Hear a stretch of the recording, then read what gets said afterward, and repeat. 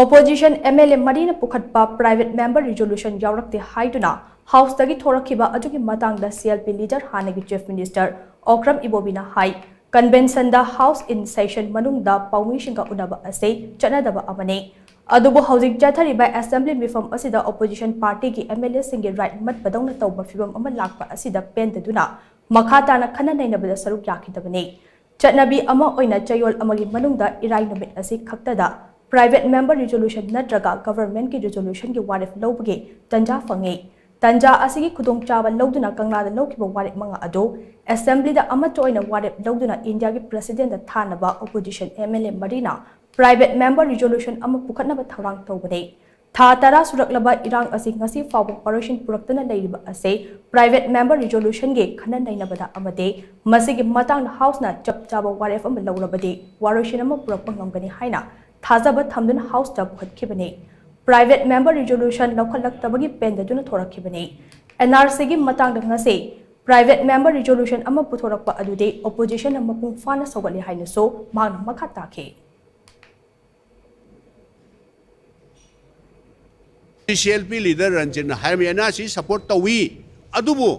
Akoina Pienda Bese NRC da admit Toriba Dumai Tauna Akoi Kanglagi resolution do Madu private member resolution Oina MLA honorable MLA Nahangido resolution do Mari Manga Suidra Amamam Tongana Mayek Sheng clear Wina Madu point Tarukto NRC Yaubuni Madu Akoi private member resolution Oina Ukachari Honorable Speaker Yabio House the threadbare yam clear way in Kanaraga, Madusu resolution noina, Rasta party the Tagido, Madu resolution noina, Ayaba, Kanasi, Pasta, Ayab, Bibu Hido, Yakhidabani, Puning Nungshidra, Hiva that Torpa, Adua House, the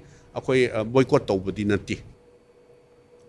Ngasigi House at Tokiba Taldok Aduki Matanga MLA Keranjina High. Houjik famliba Assembly Meepham ase sitting manga khakta leiba madamna Meepham asida Houjik thokliba irang asiki matangda chap chaba firep ama lahounaba opposition gi maikai dagi pendaduna lakpade private member resolution gi tanja ase chayol amada irai numit khakta da phangba oibana ngasi opposition party gi maikai dagi private member resolution thangatpane Amaromda Manipur Thugaina Honariba Kuki Jo MLA Taragi Matang the House of Khanabage, Tangai Fadaba Laibana Madu Khanasi Haina House of Thambada, opposition gi MLA Singi Wafam Tabi Kidaba Ado, Yamna Laibak Tibani Haina, Magna Makatake.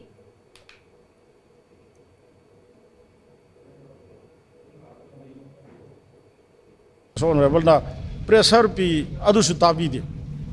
Ai gi side gi su kuki tara pandi paning di MLA tara minister ani yauna Manipur Thugaina Bohonu di Matang Khanasi, Matusu PB. Assembly the Karimba Matang rule in Matung in Angurasu, act the bulldoze of Corpa. Adana, question hung so in Handaki Assembly the Numir Humni Shurok Posida in a yang money. Question hung with the Katukar and Kumba. Hangiba question Dugi, Marina in answer Peter than Katukar and Kumba.